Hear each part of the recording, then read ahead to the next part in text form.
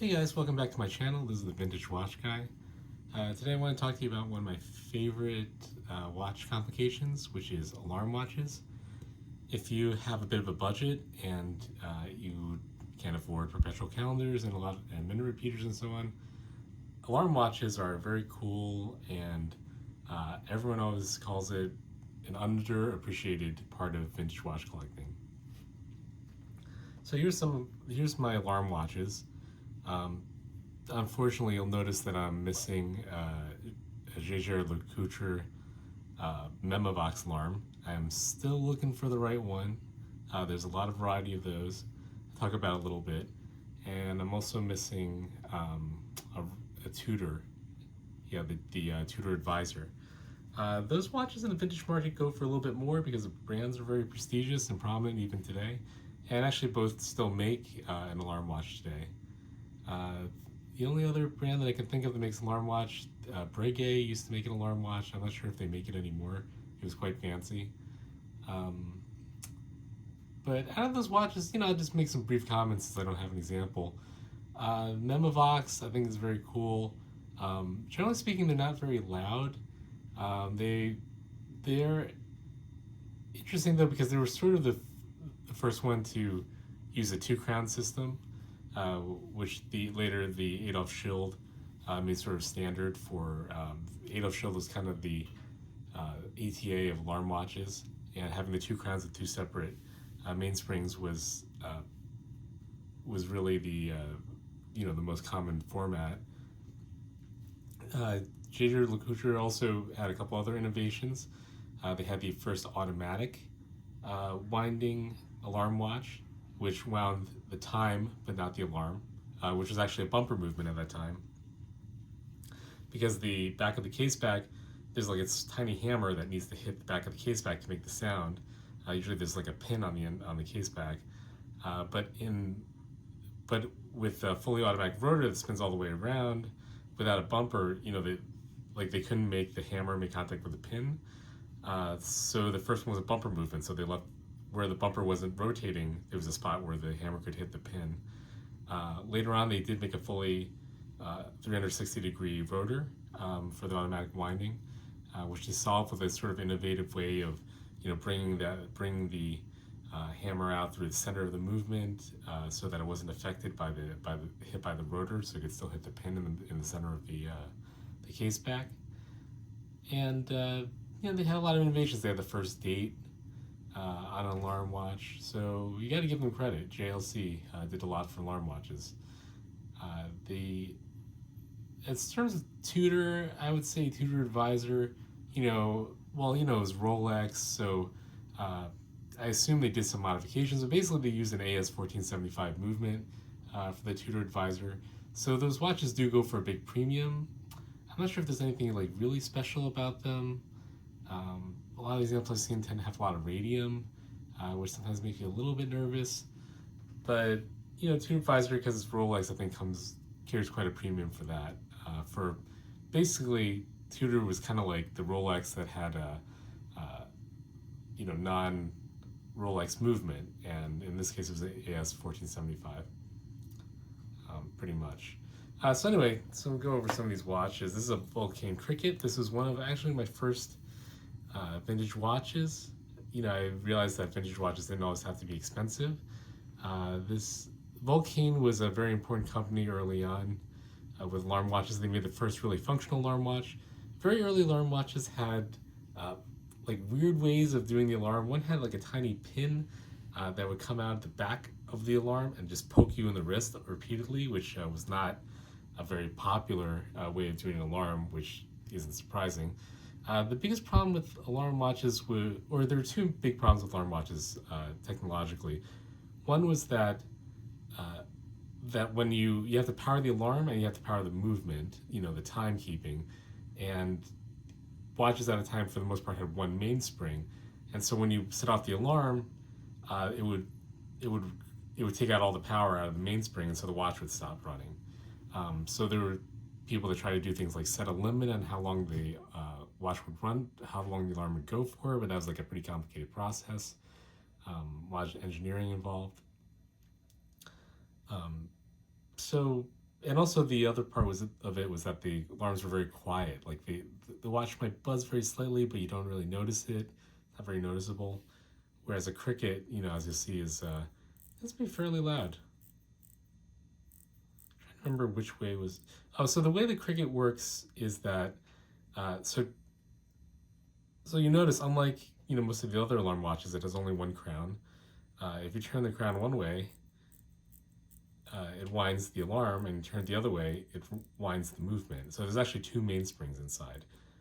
That two mainspring was one of the very distinctive parts about the Cricket. The other part of the Cricket is the case back. You'll notice that there's a double case back. I don't know how to take this off, so I can't show you the inside, but there's a second case back on top of the other case back. There's a little hammer inside that hits a pin on the first case back, and the second case back over the top is kind of like a violin or guitar. Sort of magnifies the sound, and you notice that there's little holes for the sound to travel out to sort of amplify it. So that was what made the Cricket really, really cool. And made it a very effective and very loud alarm. And it was very popular. It was called the President's Watch long before the Rolex President was the President's Watch. They say LBJ, Lyndon Johnson, he was a very big fan of Cricket. He used to sometimes end his meetings by having his Cricket go off and then say, "Oh, I have to leave." So yeah, Vulcane, when the Cricket came out, it was hugely popular at that time. So now I've wound it. I think that the alarm is forward, clockwise. So I've wound it. You see this little pointer arrow that indicates the time for the alarm. I'm trying to remember now how this thing works. Let me see. Oh, that's the time. You notice how the time only winds forward. That has something to do with the mechanism.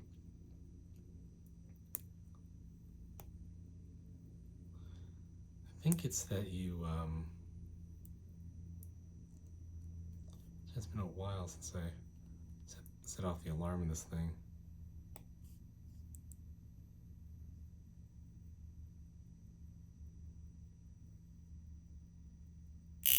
Oh, there it goes.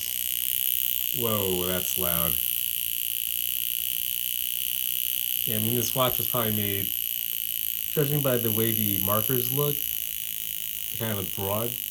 I would say this thing probably was made in the 50s, and man, that's loud. You can shut it off early by doing that. Wow. Cool, right? So this one is a Girard-Perregaux version. This has a AS 1475 movement, but AS 1475 was kind of the ETA of alarm watches. And so it was set up very similar to the Memovox. So there was one crown that wound one mainspring that wound the time and set the time. The other one did the alarm. The GP is kind of like a cool version of this because most of these had a pointer that pointed to the alarm indication, but this has like a little window instead. You see that? So that's kind of cool, right? So that's why these GP alarms are kind of cool. Among the 1475 based ones, with this modification, it makes it a little more interesting. As you'll hear, wow, that's also pretty loud. Yeah, the AS 1475. That'll wake you up in the morning. Yeah. All right, so that's these two. And wish I had a JLC to show you, wish I had a tutor advisor to show you, but I don't. So here's some Seikos.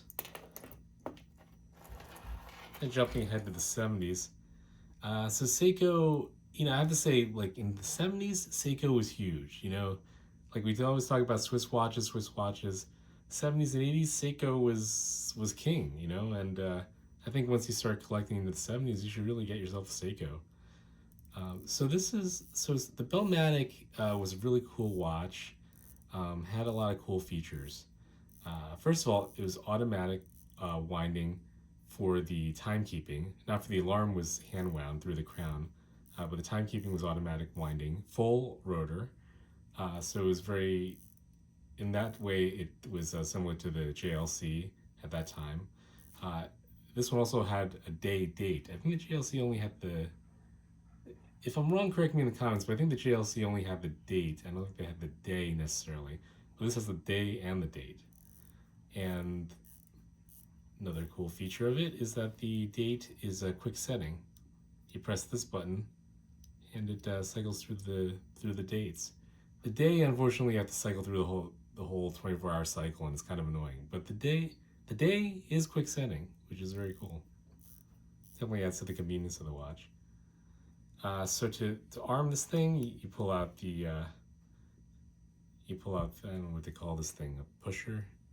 You pull out this little thing, and then so there's two positions. Position one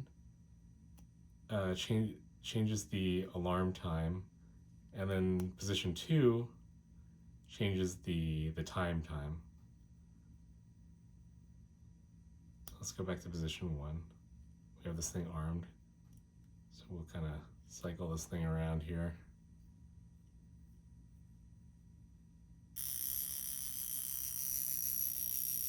Oh, cool, right? Not quite as loud as the other ones. I'll show you the other Bellmatics. I think for this particular reference, this is in, sorry, I'm not showing it very well. This is in a UFO, they call this a UFO case. You see the kind of weird, cushiony, evocative of Panerai-ish kind of case. This one they call the UFO case is very big and very sort of squarish, rounded squarish. And the UFO case is like a big bulky case, you know? So I think the case kind of makes it not as loud. Definitely has some wrist presence though. So that's one Bellmatic. I have three. You can get these at a very good price, so I bought a few. And I think they're really cool. There's another Bellmatic. Oh, important thing about Bellmatics. Look at Bellmatics, look at the dial. 17 joules. This one's also 17 joules. That was the most popular variant. Back then, you know, you saw a lot of watches as 17 joules because having more than 17 joules triggered additional import taxes to the United States. So a lot of companies made watches that were 17 joules. But the Bellmatic was originally made, I think it was just day with no date. Was the very original one. I think it's like the 4005 was the original Bellmatic. I think the 4006 was the one that we see more commonly. But there was a version of each with 27 joules. You can imagine how complicated the movement is. That's day, date, alarm, quick set date, automatic winding for the time. I mean, this was like a complicated watch back then. And, you know, you can get one for not much money. So same thing. See, bring that timer. I just set these off for fun to test them, and also to test them right before, so I have to cycle all the way around the dial here, but see, that one's a bit louder. I can hear this sort of like bell sound. I think they might even hit a tone spring, like kind of like the modern ones. It has that kind of like beautiful, clear sound. You see this case is not as bulky as the other one. That's probably why it has a better sound to it. But yeah, this was like an amazingly complicated watch back then. And yeah, I think it's I hate to call something unappreciated. I feel like it's an overused term, but I would say that these are unappreciated, or underappreciated, I should say. I don't want to mess with the day and date change, so I'm just move that forward. So this one is a cool one. I got this recently. It has a champagne dial. This one is cool and rare because look at the dial, 21 joules instead of 17. So this was sort of like a transitional model between the original 27 joule movement and the later 17 joule movement. And they say the 27 joule ones are a lot louder. I don't have personal experience with this, but I will say I think this one is louder than the other ones. You know, you guys can take a listen and be the judge.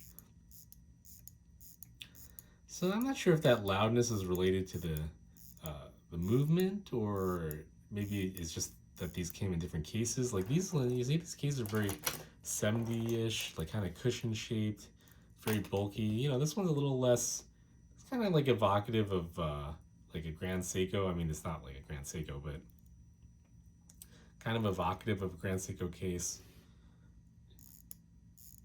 Maybe the harmonics are better. I'm not sure, but it seems like the ones that I've heard that the 27 jewel is louder, and we're gonna listen to a 21 right now. So let me do this. Same thing as before. Arm it. First position for the crown. There it is. Go around to 4 o'clock.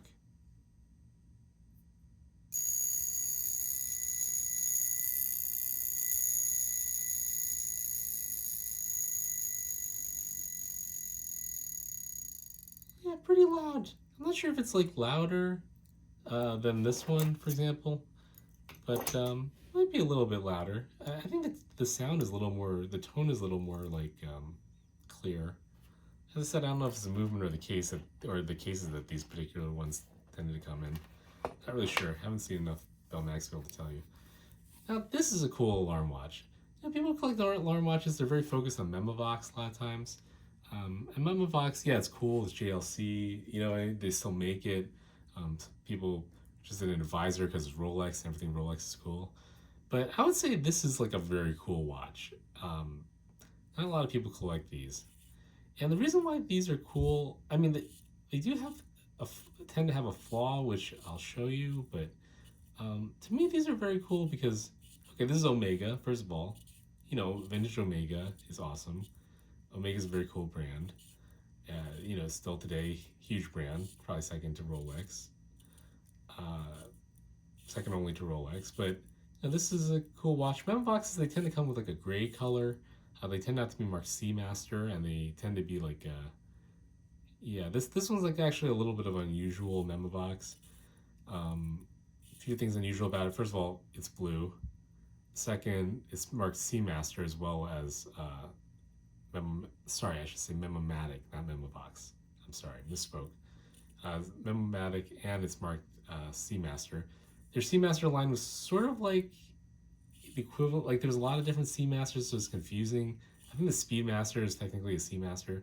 But Seamaster at that time referred to like it's kind of like Oyster, referred to, originally to a type of case, a monoclock case that was like front loading, that was like their waterproof case.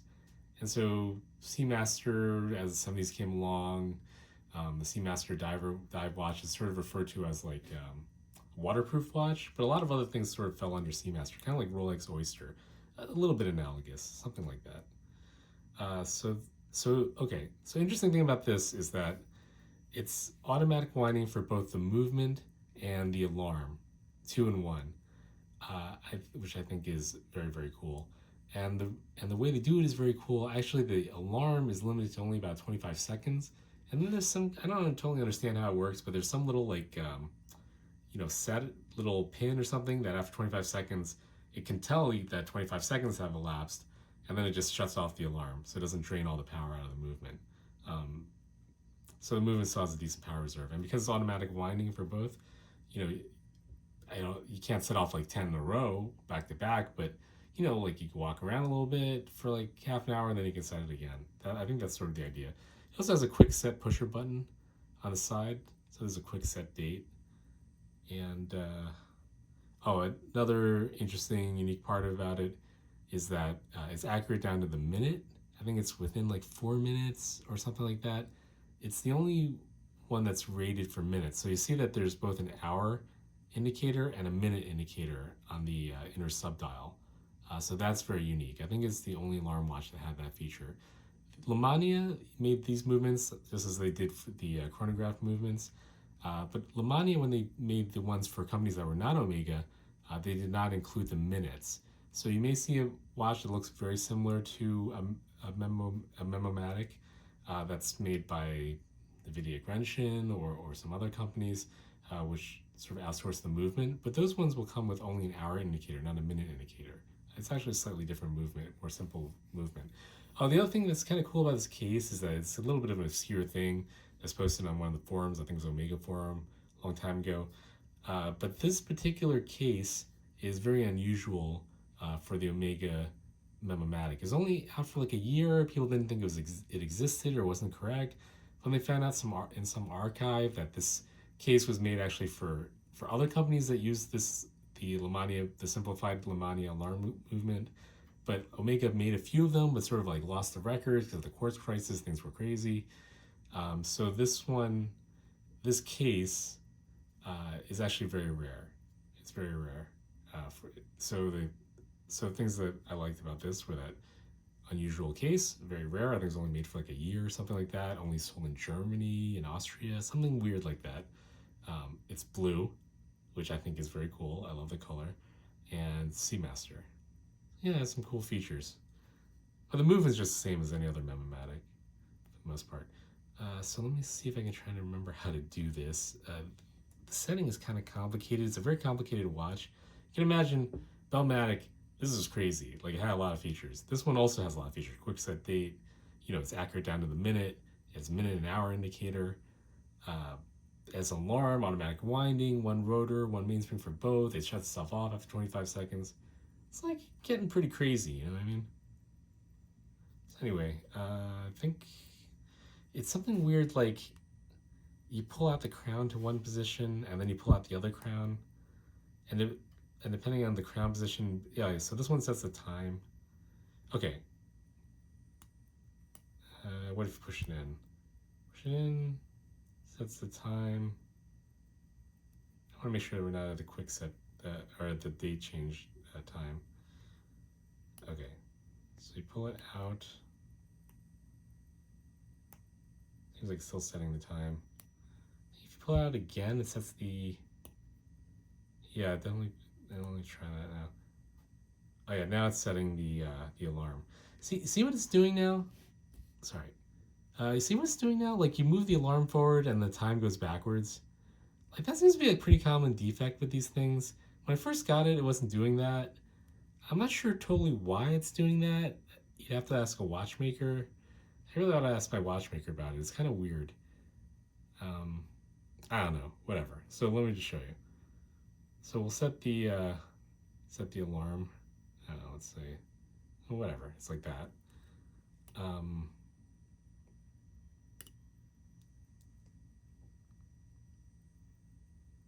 So then we'll bring the time around.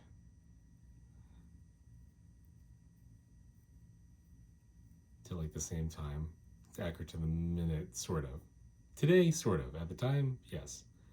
I think actually the first position is arms the alarm. Oh, there it goes. Hear it?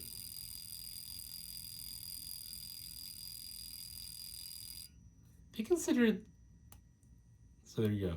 So they consider these to be like one of the less loud alarms. I'm not sure if that's the fault of the alarm mechanism exactly. I mean, these are in very bulky cases. This one's a little bit different from the other ones, but they're all in this kind of like cushion shaped, like big bulky cases.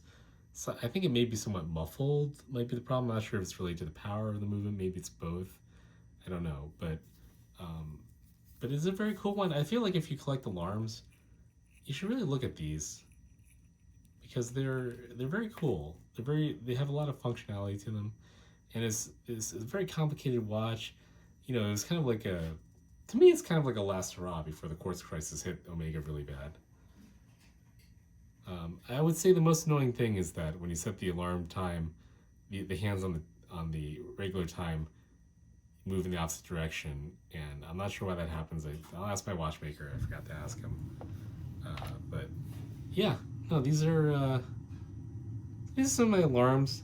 I was looking at getting a JLC at some point. I think it's a very important historical watch and very cool. But you notice, the JLCs, they're not particularly loud. They're probably something like this or this one. They're not like these. These are like super loud. So that I saw one or two before. They weren't super loud. I wasn't so into it. I was thinking maybe getting the bumper one because the bumper was important historically as the first automatic one. The style I didn't totally dig. Like I think initially Vulcan had a patent on this like double case back with a little, violin like set up with the holes and everything, with the hollow part. So the JLC ones initially, the pin just hit the back straight up, without the extra, uh, hollow space. So it wasn't loud. The actually the first ones, you notice that the lugs are pointing very sharply down, and actually when you put it on your wrist, it doesn't really sit on your wrist. It kind of like sticks up a little bit. That's so that it could create a little bit of space for the alarm to the case back to vibrate a little. They're not so they weren't that loud. I think that's why I saw one. I just didn't buy it because it wasn't that loud. But then I saw some recently. The ones from the '70s, are kind of cool. The style, the shape is like unusual. I almost bought one, but they're very expensive. And I was like, well, alarms, like, I'm just not used to paying a lot of money for alarms, honestly. But I don't know. Perhaps I should get one at some point. I'm not sure. And then the tutor advisor, I guess for the sake of completeness, I should probably have both. But to me, it's kind of like, okay, it's an oyster case. I think it's an oyster case, but it's like a Rolex case with basically at that time the ETA of alarm movements. It was like 1475. That's what tutor was. It was like Rolex case, Rolex crown, whatever, maybe Rolex style, but it was like a generic movement. So it had a generic movement in it. Yet, this one has a generic movement, but when you want to get an advisor, it's probably like 3 times as much as this watch. So that kind of, I don't know. I'm not sure it's the best value proposition, but for the sake of completeness, maybe I should get them. I think actually if you collected only JLC memo boxes, you'd have to spend a lot of money than if you collected Bellmatics. But at the same time, there's a big variety. The designs are interesting. They're different. There's many, many different references. There's actually a whole bunch of set of different movements. Like there's the original, and then there's it was modified. They put in shock protection, and then they put I'm not sure if they put the date. I think they put the date on, and then they made it automatic with a bumper, and then they put the date with the bumper, and then they made it automatic with a rotor, and put the date with the automatic with the rotor. And then like the most recent one is very complicated. It's got like a tone spring, like the way a minute repeater would have a tone spring. So it's like got a much louder, clearer sound. Even though Bellmatic kind of has something like that, I believe. That's what kind of sounds like a Bellmatic. But I don't know, the JLCs, they're kind of cool. I can see how people get into them. But the early ones, they're just not that loud, I think I just kind of couldn't get over it, but I might get one at some point. Anyway, those are my thoughts about alarm watches. If you only collect memo boxes and tutor advisors and you think I'm an idiot, please comment below, like and subscribe if you enjoyed the video, and I will see you next time.